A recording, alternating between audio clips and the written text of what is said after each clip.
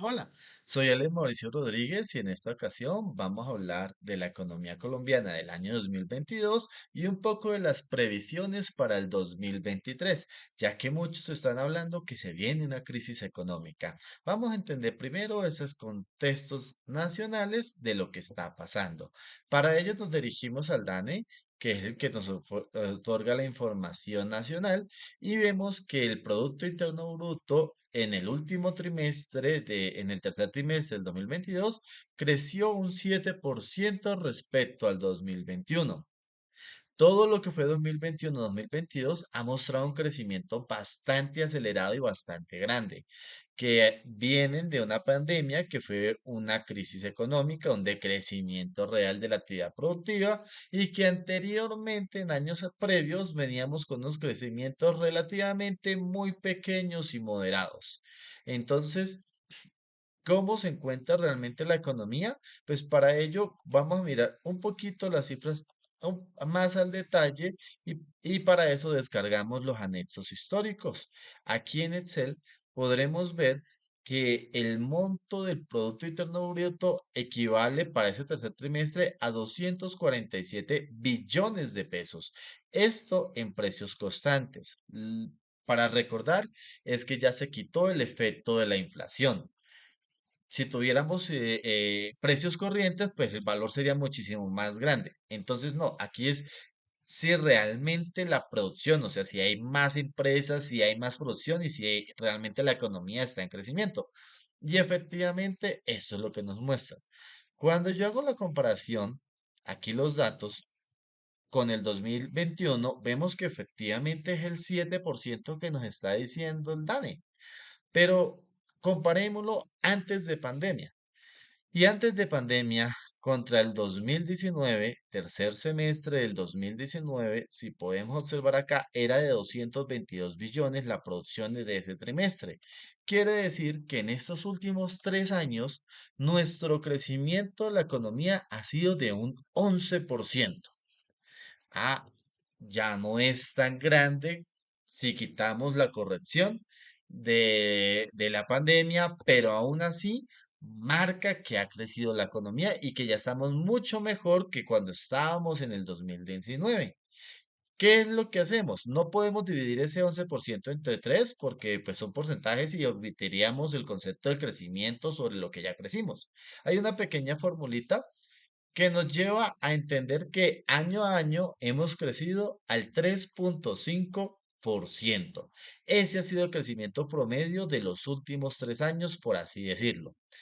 Y ese 3,5, si ustedes empiezan a revisar aquí abajo que están los cambios porcentuales, es muy superior al 3,1, al 3, al 2,9, al 2,8, al 1,6 que veníamos creciendo previos a la pandemia. Entonces, en un primer escenario, lo que nos está mostrando el Producto Interno Bruto es que la economía nacional se ha fortalecido y hemos, digamos, no solo recuperado lo perdido en la pandemia, sino estamos aún más fuerte en esa capacidad productiva.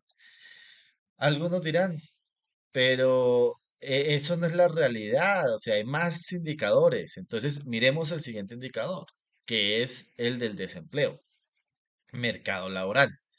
¿Qué pasa? Tenemos tasa global de participación y tasa de ocupación y tasa de desempleo. Tasa global de participación aumentó del 62 al 64. Quiere decir que hay más gente queriendo trabajar. Eso es lo que significa, más gente deseando trabajar. Y de toda esa gente que desea trabajar, hay muchas más personas que realmente están consiguiendo trabajo y hay menos personas desempleadas. Ya tenemos un desempleo para octubre del 9,7%. ¿Cómo sabemos si eso es bueno o eso es malo? Pues comparémoslo nuevamente con los datos históricos y nos dirigimos al 2019. Para octubre del 2019 teníamos un desempleo del 10,1%. Y entonces, si repetimos y comparamos contra el 2022, que ya estamos en el 9,7, esa tasa de desempleo ha bajado. No es una bajada así, extremadamente significativos, pero en temas laborales estamos relativamente similar al 2019. Hemos crecido más económicamente hablando y hemos vuelto a los niveles de hace 3 años en temas laborales.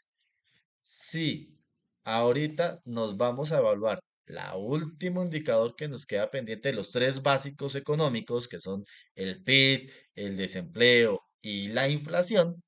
Muchos me dirán otros indicadores, los cuales son muy ciertos, pero aquí estamos basándonos en lo básico, en estos tres principales.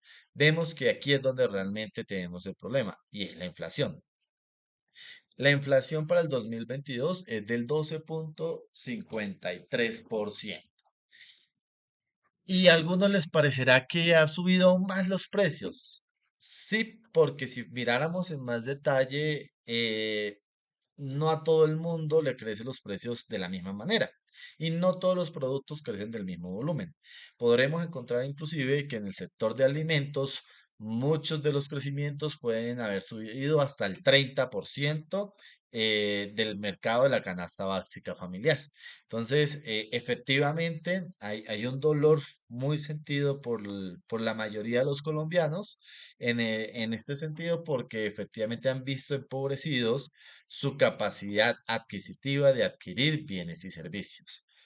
En panorama global, hay más crecimiento, significa que se está generando mayor producción, el nivel de desempleo bajó y tenemos un nivel laboral, por así decirlo, mercado laboral similar al 2019. Ahí se me olvidó mencionar que otro de los detalles que tiene Colombia es el alto nivel de informalidad.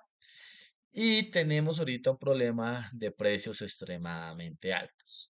Entonces, ese es el contexto actual para el 2022, como estamos cerrando el año. Pero, ¿qué pasa con el 2023? Eh, Iniciemos con el objetivo del Banco de la República. El objetivo del Banco de la República tiene una meta del 3% de la inflación. Si tenemos una inflación del 12,5, significa que el banco tiene que hacer todo lo posible para que esa inflación baje, baje, baje y baje. En estos momentos, lo que hizo este año el banco fue subir las tasas de interés y esas tasas de interés llegaron hasta el 11%. ¿Por qué subir la tasa de interés nos ayuda a bajar la inflación?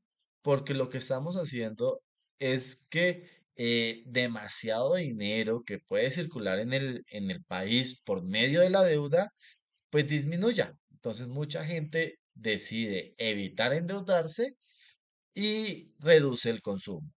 Eso por una parte, pero también se reduce el espíritu de inversión, porque cuando suben estas tasas de interés, también sube y también que las tasas de interés no solamente de Colombia, sino alrededor mundial. En Estados Unidos también están subiendo las tasas de interés, igual que en Europa. Entonces, los inversionistas prefieren en muchas ocasiones, y más en una etapa de incertidumbre, poner sus dineros, sus capitales en activos relativamente fijos que ofrecen una rentabilidad muy segura relativamente como un CDT y no se arriesgan a invertir en nuevas empresas, en nuevos proyectos o en nuevas estrategias para generar más dinamismo dentro del mercado nacional. Entonces, volviendo al tema, como el Banco de la República sube la tasa de interés con el objetivo de bajar la inflación, pues eso va a reducir el consumo de los hogares y también reduce la capacidad de decisión de inversión de los contribuyentes, de los empresarios. Lo que termina ocasionando es que la producción no es que vaya a caer, sino se va a desacelerar. Entonces, ese ritmo de crecimiento que tuvimos tan grande en el año pasado y que inclusive ya nos recuperaron toda la pandemia, pues posiblemente empiece a ¿qué? A ser más lento ese crecimiento. Ojo, no estamos en crisis para el 2023. Si yo observo, aquí me gusta el Banco de la República, perdón, el diario La República, porque si bien estas proyecciones son de Global Rating y hay muchas proyecciones, me gustan las infografías. Entonces, en esta infografía que ellos nos comparten, nos está mostrando que Colombia tiene un 7,7% de crecimiento para el 2022 de proyecciones, pero que para el 2023 la proyección es del 1,1%. Algunos pronostican un 2%, otros un 0,5% y eso varía, pero es una proyección que está por debajo del 3,5 que yo les mostré hace un ratico y que para el 2024 volveremos nuevamente a nuestra senda de crecimiento sobre el 3%. Eso es como los pronósticos que nos están planteando. Entonces, no es que tenemos en crisis, solo que se va a desacelerar la economía. Ya hemos recuperado el empleo, eso significa que no es que vaya a haber más desempleo, sino que este nivel de empleo que hemos recuperado posiblemente se va a mantener.